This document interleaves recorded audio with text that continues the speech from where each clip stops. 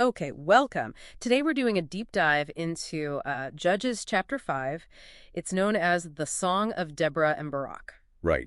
And what's really fascinating is that many scholars actually think this song, chapter 5, is the original story. Original, you mean older than the narrative account we read in chapter 4? Exactly. Yeah. The idea is that this victory song, this poetic version, likely came first. Think of it like the immediate raw reaction. Ah, okay. So less like a history textbook written later and more like, I don't know, the first bulletin, the victory chant itself. Precisely. Like how you'd capture a massive event in song or poetry before settling down to write a detailed prose history. It preserves the raw emotion. And that emotion seems pretty intense right from the start. The song paints a picture of serious fear before the battle, doesn't it? Oh, absolutely. It talks about the time of Shamgar in jail right before Deborah. It says the main roads were deserted, completely abandoned. So people were, what, just hiding, afraid to travel? Yeah, travelers stuck to winding side paths. Village life, it says, had basically ceased, stopped, just out of sheer fear. Gives you a sense of how fragile things were. Wow. That really sets a scene of vulnerability. And then the song highlights their military weakness too, right? It mentions 40,000 men. It does, but then it asks this really pointed question. Among 40,000 in Israel, was a shield or spear to be seen? So maybe not, implying they were basically unarmed. Well, certainly poorly armed. Especially when you remember who they were up against.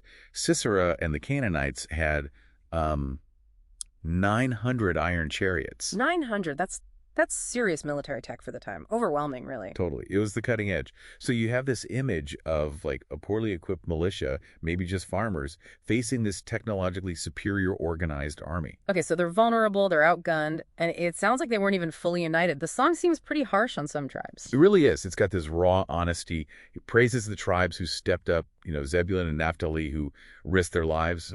But then it just lays into the others. Reuben, Gilead, Dan, Asher.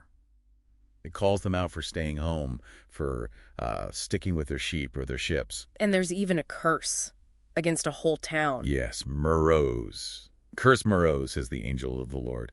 Curse its inhabitants bitterly, because they did not come to the help of the Lord. It's incredibly direct. That seems risky. I mean, calling out your allies, cursing them publicly even after you've won, couldn't that cause more division? It definitely could, but I think it underscores the absolute life-or-death commitment that was demanded. There was no room for half measures. And it reveals the immediate political feelings that a later, more polished account might smooth over. So if they were so weak and kind of fractured, where did the strength for victory actually come from? It wasn't weapons, clearly. No. The song points elsewhere. It points to memory. Remembering God's past actions, specifically recalling the Exodus events. Verses 4 and 5 talk about God marching from Seir, from Edom, the earth trembling. So tapping into that history of deliverance gave them the resolve. Exactly. It's about remembering who they were and whose power they relied on. Not their own strength, but God's historical power.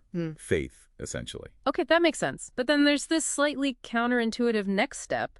They remember, and then they're told to talk about it, to proclaim. Yes. Tell of the Lord's righteous acts. And notice where they're told to do it. At the watering places. The watering places, like the village well. That sounds ordinary and vulnerable, maybe far from safety. Right. Not just in the camp or the city square, but in these everyday, potentially exposed locations, far from the noise of battle, the sound of archers. It's a command to spread hope and the story of God's justice everywhere, even in the quiet, risky places. And that's the turning point, that remembering and then proclaiming. That seems to be the pivot.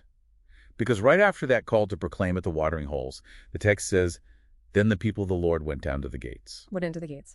So moving from hiding on side paths to engaging publicly, taking back control. Precisely.